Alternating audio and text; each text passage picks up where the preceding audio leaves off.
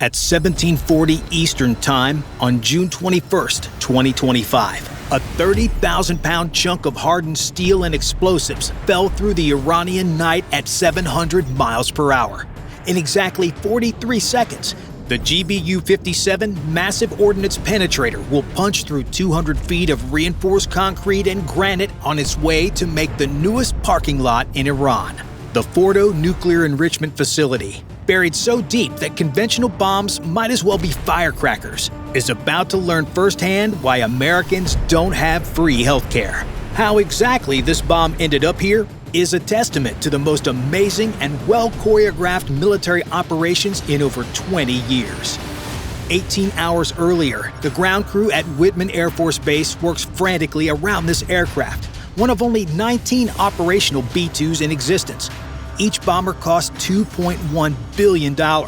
That's billion with a B, making it literally worth more than its weight in gold. The crew chief runs through the pre-flight checklist.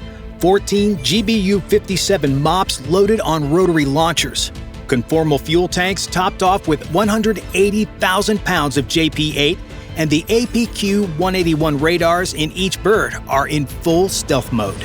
At 001 Eastern Standard Time on Saturday, June 21st, the first B-2 rolls down Whitman's 12,400-foot runway. The Spirit's 4 General Electric F-118 engines produce 17,300 pounds of thrust each. Whisper quiet compared to conventional jets, but still powerful enough to lift 336,500 pounds of airplane and ordnance right into the night sky.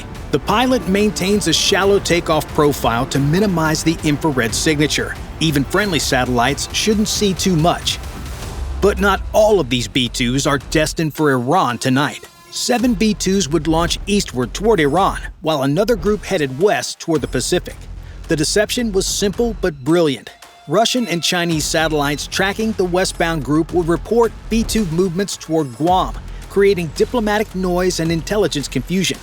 Meanwhile, the real strike package ghosted eastward into the Atlantic darkness. The Atlantic crossing is where things start to get a bit sporty. B-2s can fly 6,000 nautical miles without refueling, but that's with internal fuel only. The conformal tanks add range but also drag, cutting that to about 4,500 miles. From Missouri to Iran and back, that's 14,200 miles. The math doesn't work without tankers. The first aerial refueling happens around 0400 over the mid-Atlantic. Now, connecting a refueling probe in daylight is like threading a needle. At night, in turbulence, with both aircraft flying at 400 knots, that's like threading a needle while riding a mechanical bull in a dark closet. The boom operator extends the flying boom from the KC-135 tanker. The B-2 pilot has to maintain an exact position, 30 feet behind, 15 feet below, with 0 lateral deviation. One tiny mistake can cause irreparable damage that causes this bomber to divert back home. Because of this, the pilot flies with surgical precision, taking on fuel at a rate of 1,000 pounds per minute, while the boom operator sweats bullets despite the freezing stratosphere outside. By 15:30 Eastern Standard Time, after 2 more refuelings and 15.5 hours of flight, the strike package approaches Iraqi airspace, and this is where the real fun begins. 4 F-22 Raptors materialize from what seems like an empty sky. Their APG-77 radars painting everything within 200 miles while remaining virtually invisible themselves. The lead Raptor pilot checks in with brevity codes that would sound like gibberish to anyone listening. Disco 47, sweet, picture clean, no factor. Translation: the skies ahead are clear of threats. These 4 F-22s you see escorting these bombers are pure air superiority, loaded with 6 AMRAAMs and 2 Sidewinders each, ready to splash any Iranian fighter brave enough to take off. Behind them, 8 F-35s bring up the rear. The Iranian Air Force might be decent, but against 2 squadrons of 5th-generation fighters, they might as well stay home. At 18:39 local time, the lead B-2 begins its attack run. The pilot enables the GPS-aided targeting system, which talks to multiple satellites simultaneously to achieve accuracy within 5 feet. The rotary launcher in the forward weapons bay spins up, positioning the first MOP for release. below, the Fordow facility sits under 300 feet of mountain, protected by granite that's been here since before humans invented the wheel. In about 60 seconds, the U.S. military will change up the geography a bit. But these are not the only units dropping warheads on foreheads this evening. 2 hours earlier at 1700 Eastern Standard Time, 1,200 miles from where the B-2s are approaching Iranian airspace, the captain stands in the control room of a guided missile submarine, probably the USS Georgia, and watches the digital countdown on the tactical display. The Georgia isn't like any other submarine in the world. Originally built as an Ohio-class ballistic missile submarine carrying nuclear-tipped tridents, she was converted into an SSGN, a guided missile submarine at a cost of $700 million. Where she once carried 24 nuclear ballistic missiles, she now packs 154 Tomahawk land attack missiles. That's more cruise missile firepower than an entire carrier strike group's complement of DDGs and cruisers can carry. The Tomahawk Block 5 in Georgia's vertical launch tubes represents 40 years of evolution in cruise missile technology. Each missile costs $2 million and can deliver a 1,000-pound warhead up to 1,500 miles away with accuracy measured in inches, not yards.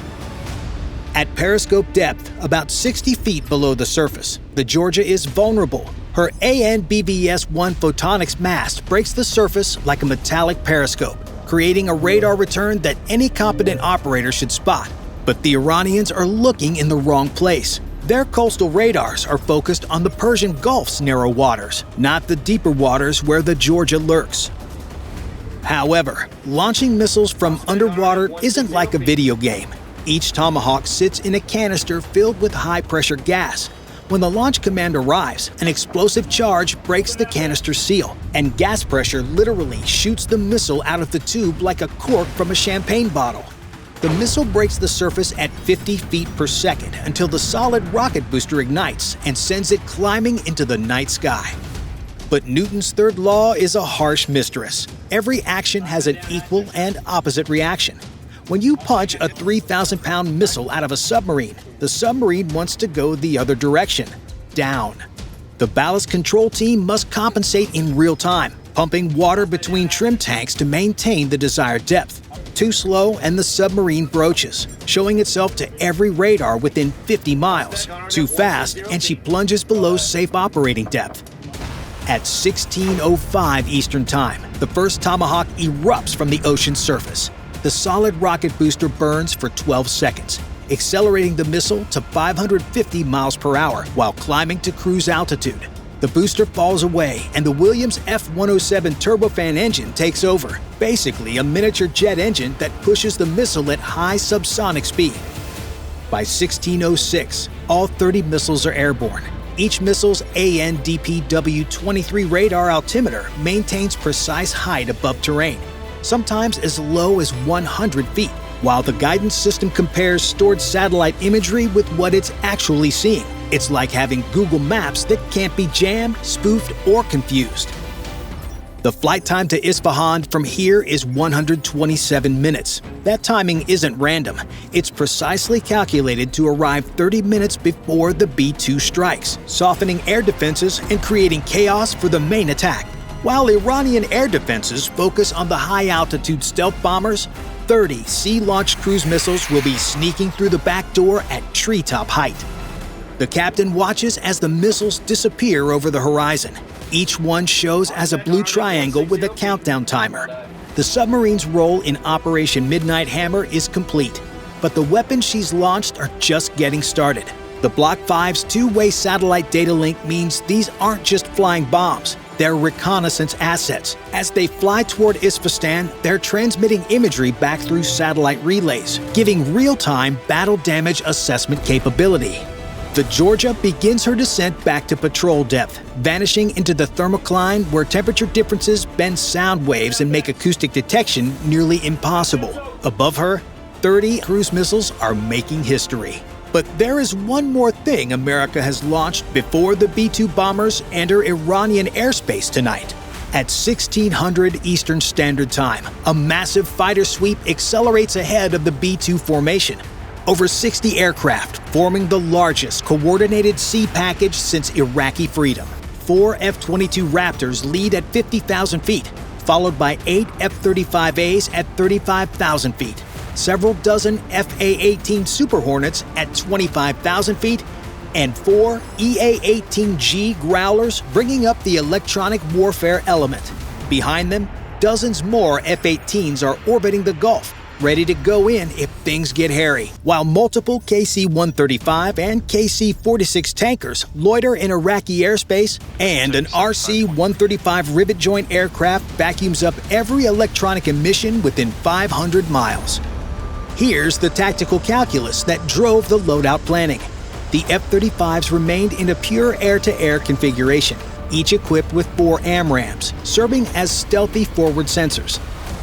The real seed punch came from 3 dozen F/A-18 Super Hornets spread across multiple squadrons, with some carrying 3 HARMs, others loaded for air-to-air, and others configured for escort.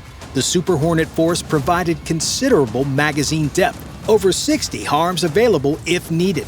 Combined with 8 HARMs from the Growlers, the package could engage every radar in Iran twice over, but they'd only expend what they needed. The F-35s would find the radars, the Super Hornets and Growlers would take them out, while the F-22s took care of any Iranian fighters that dared to get in the way.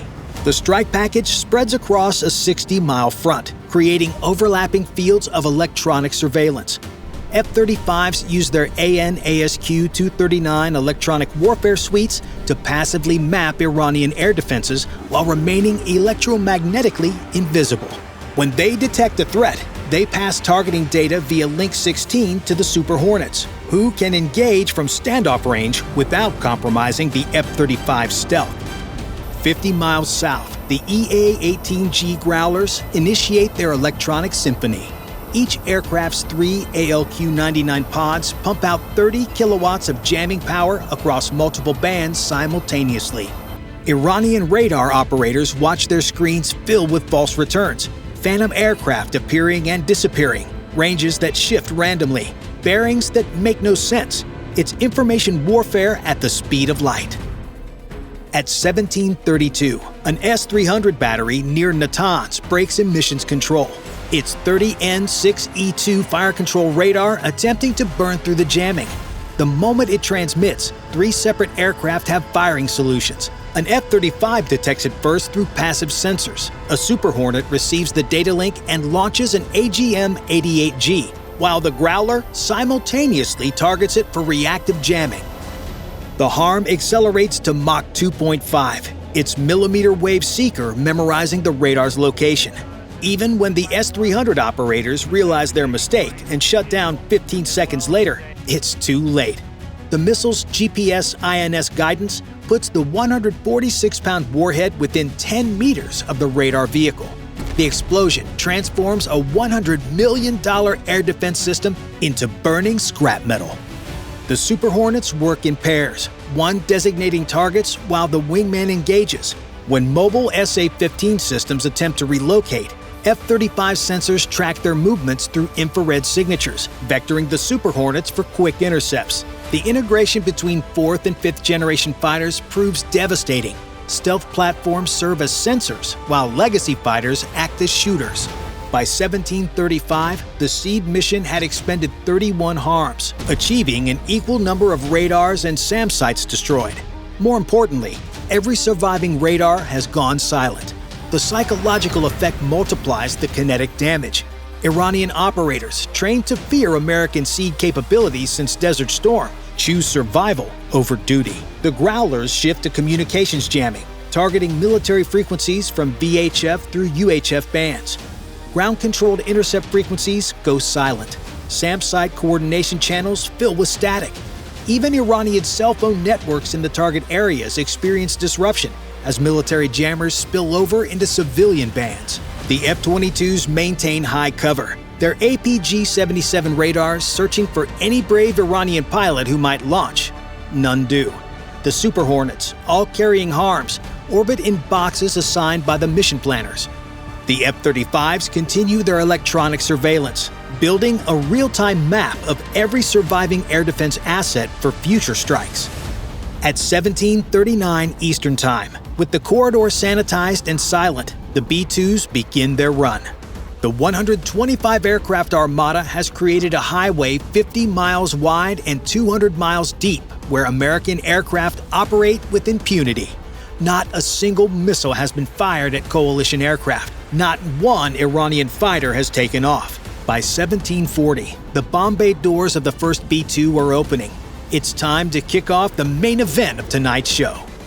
At exactly 1740 Eastern Time, the first GBU-57 massive ordnance penetrator falls free from the lead B-2's weapons bay. For a moment, it hangs there in the thin air at 45,000 feet. GPS receivers acquiring satellite locks, tail fins deploying with mechanical precision.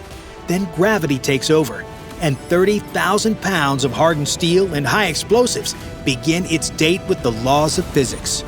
The pilot feels the aircraft jump slightly as the weight releases. The B-2's fly-by-wire system compensates instantly, but losing 30,000 pounds, about the weight of 3 school buses, creates a distinctive sensation. His weapons systems officer confirms what the instruments already show. Bird away, good separation, GPS lock confirmed. But here's the brutal mathematics of bunker busting. Kinetic energy equals half the mass times velocity squared. That MOP will impact at 700 miles per hour, delivering 1.5 billion joules of energy, roughly equivalent to a freight train hitting a wall. The hardened steel penetrator, forged from the same alloys used in tank armor, will punch through 200 feet of reinforced concrete or 40 feet of solid granite.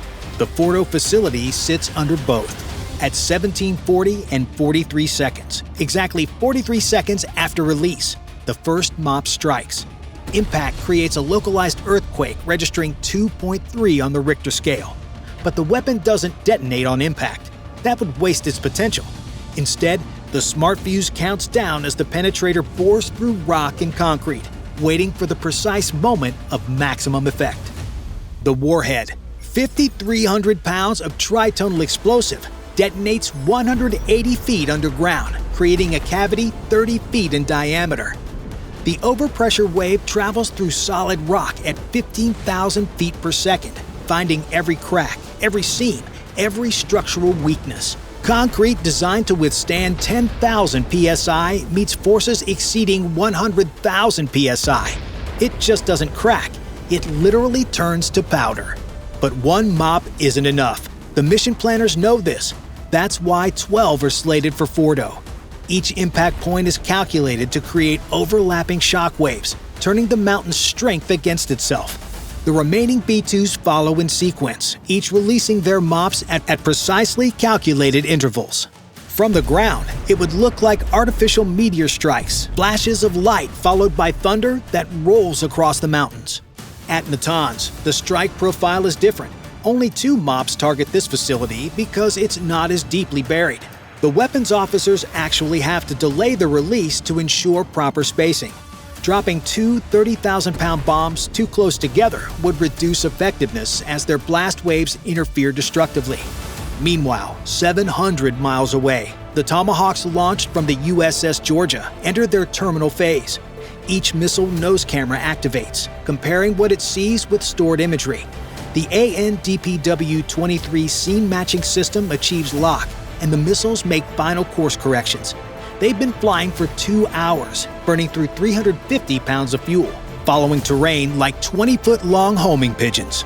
At Isfahan, the night shift workers hear them coming. Williams F-107 turbofans produce a distinctive whine at 550 miles per hour. But hearing them and stopping them are different problems entirely. The facility's Tor M1 point defense systems, already confused by American jamming, try desperately to achieve lock. Their engagement envelope is only 12 kilometers. At Tomahawk cruising speed, that's less than 49 seconds from detection to impact.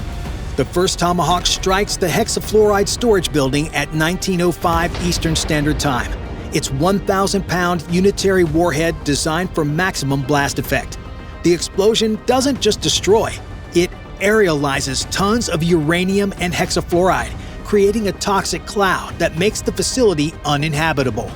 The next 29 missiles arrive over the following 45 seconds, each targeting specific buildings identified through years of intelligence work.